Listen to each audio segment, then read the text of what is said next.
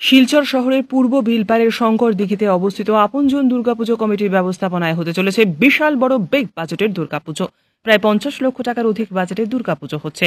এবার রাজস্থানের যোধপুরের উমেদ ভবন প্রাসাদের আদলে 80 ফুট উচ্চতা এবং 200 ফুট প্রস্থের মণ্ডপ কুমারী পুজো হচ্ছে এবারের পুজোর বিশেষ আকর্ষণ। সপ্তমী, অষ্টমী, নবমী প্রতিদিনই অন্ন প্রসাদ বিতরণ হবে গরিব দুস্থদের জন্য, বিতরণ হবে নতুন বস্ত্র। তৃতীয়াতে মণ্ডপ উদ্বোধন করবেন ভারত সেবাশ্রম সংঘের মহারাজ। নমস্কার, CNN 24-এ স্বাগত জানাই রাজুদে। আগামী 28 তারিখ 28 সেপ্টেম্বর দুর্গাপুজো স্টার্ট। এটা হচ্ছে রাজস্থানের যোধপুরের উমেদ ভবন প্রাসাদ, দেখতে পাচ্ছেন আপনারা। এটা হচ্ছে হাইট হবে 80 ফুট, হাইট হচ্ছে কি উচ্চতা হচ্ছে কি 80 ফুট, আর হচ্ছে কি পাশে হচ্ছে কি 200 ফুট।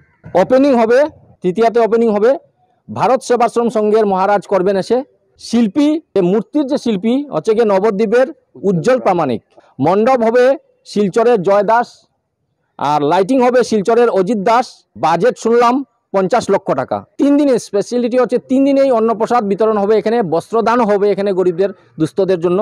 এবছর 8ম বছরে পা দিয়ে এলো আমাদের এই পুজো। আমাদের এখানে চাহিদাটা আলাদা, আমরা দেখি দর্শকদের চাহিদাটা আলাদা। তো প্রতি বছরই তাই আমরা দর্শকদের চাহিদা মেটানোর জন্য একটা নতুনত্ব আনার চেষ্টা করি। তো নতুনত্ব করতে গিয়ে এবার আমরা এই রাজস্থানের যে যোধপুরের উমেদ ভবন প্রাসাদ এটা তৈরি করা হচ্ছে। আপনি আগেই বলেছেন এখানে আমাদের এই পুকুরটা পুরো 200 ফুট, এই 200 ফুটের আর এবং উচ্চতা 80 ফুট। আমার ধারণা যে বরাক উপত্যকায় এ ধরনের এত উঁচু কোনো মণ্ডপ আমি আমার জীবদ্দশায় দেখিনি। দর্শকরা যারা আসবেন এরা অনেক আনন্দ উপভোগ করবেন। এবার প্রথমে শিলচর শহর না, আমি বরাক উপত্যকায় বলছি। আচ্ছা, আমার জীবদ্দশায় এত বড় প্যান্ডেল আমি দেখিনি। আচ্ছা, তো দর্শকরা আসবেন, দর্শকদের সুরক্ষা এবং সম্পূর্ণভাবে কীভাবে আনন্দ উপভোগ করানো যায় সেদিকে আমরা খেয়াল রাখব। প্রতিমা পুরো শাস্ত্রীয়, এখানে কোনো আপোষ করা হয় না যে অন্য ধরনের প্রতিমা কি এক কাঠামের শাস্ত্রীয় প্রতিমা। তো এখানে কোনো আপোষ নেই, শাস্ত্রীয়ভাবে পূজা হবে। আমরা চাই যে মায়ের যে প্রতিমা এখানে একেবারে আমি প্রতি বছরই দেখেছি একদম জ্যান্ত প্রতিমা রূপেই এখানে যেন ওখানে পাওয়া যায়। তো এবছরও তাই হবে।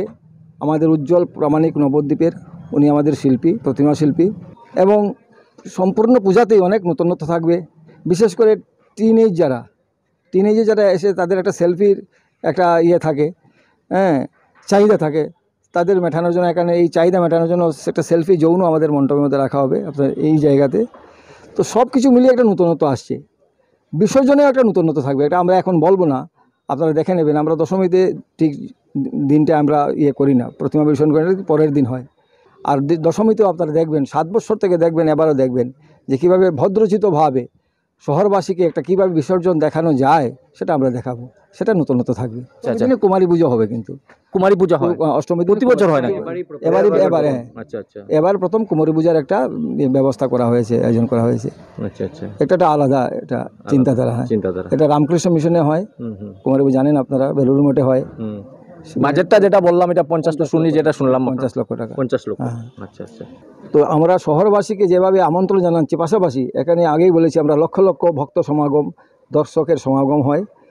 আমরা কাছাড় যে প্রশাসন, জেলা প্রশাসন, পাশাপাশি পুলিশ প্রশাসনকে আমরা আন্তরিকভাবে তাদের কাছে আমরা তাদের সহযোগিতা কামনা করছি, যাতে এই লক্ষ লক্ষ ভক্তবৃন্দ যারা আসবেন, আমরা তো আছি, তার পাশাপাশি তারা বিজ্ঞ, তাদের যে দক্ষতা, এই দক্ষতার মাধ্যমে যাতে আমাদেরকে এই পুজোটা এই যে তৃতীয় দিন থেকে উদ্বোধন হবে, দশমীর পরের দিন আমরা বিসর্জন ঘাটে যাব। এই কদিন যাতে আমরা পূর্ণ সহযোগিতা ওনারা করেন, আমাদেরকে সাহায্য করেন, এই কথাটা আমরা জেলা প্রশাসন এবং পুলিশ প্রশাসনের কাছে করজোরে আবেদন জানাচ্ছি।